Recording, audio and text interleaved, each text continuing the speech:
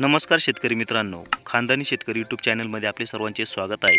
आज आपण बघणार आहोत 11 मार्च वार मंगळवार रोजीचे कांदा बाजार भाव। मित्रांनो, जर कोणी चॅनलवर नवीन असाल तर चॅनलला सबस्क्राईब करून घ्या।